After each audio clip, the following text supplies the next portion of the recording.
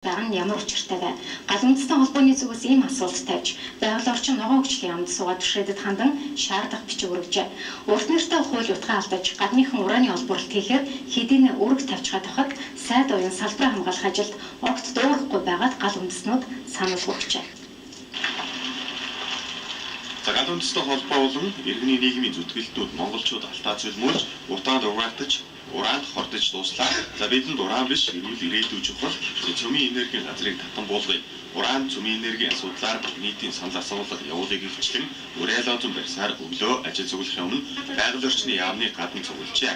Учир нь байгаль орчин ногоон хөгжлийн сайд оюутан хэд удаа уулзах хүсэлтийг эдгээр хөдөлгөөнийх нь тавьж байсан ч хүлээж авахгүй байгааг онцолж байна. За тиймээс сайдын ажил дээр эрхийг хүлээн жагсахын хажуугаар шаардлага хөрвүүлэхээр сэтгэж уулзнаа ч гэж байна. Бид бол энэ шаардлагаа одоо хугацаатай шаардлага өгч байгаа. Тэгээд тэрнийхээ хариуг авна. За тэгээд бид энэ урт нэртэй хуулийг хэрэгжүүлэх талаар ажлын хэсэгтэй хамтарч ажиллаж байгаа. Байгаль орчны сайд бол ашиг сонирхлын зөрчилтэй юм шиг бидэнд одоо харагдаж байгаа. Ягаад гэвэл энэ цөмийн асуудал, урт нэртэй хуулийн асуудлыг ерөөсөө эсэргүүцэхгүй байгаа. Тийм учраас бид бол энэ талаар л энэ хүмүүст ийм сануулга зогсоол хийж байгаа.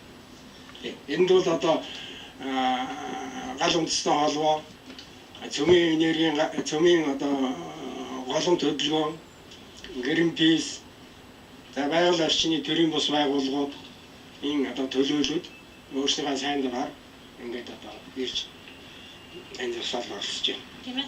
Монголын язгуурын хэршгийг хамгаалсан Монголын ард түмтэй элэг нэгтэй тийм хүн байх нь зүйтэй юм болов уу гэж бид бас бодож байгаа. Яагаад гэвэл гал үндэстэн холбоо байгаль орчны яамны сайдтай уулзах хүсэлтийг тавихад би чадахгүй тийм ээ. Дэд сайдтай тэрнтэй уулзсан нэр заасан байдаг. Би зөвхөн сайдаа л онцлсан байдаг. Ийм болохоор энэ ямар нэг манай Монгол улсын сайд нар тийм ээ. Төрийн байгууллагын сайд нар болохоор Монгол түмэндээ элэгтэй хүн байгаасаа гэдгийг бид бас хүсэж байгаа юм.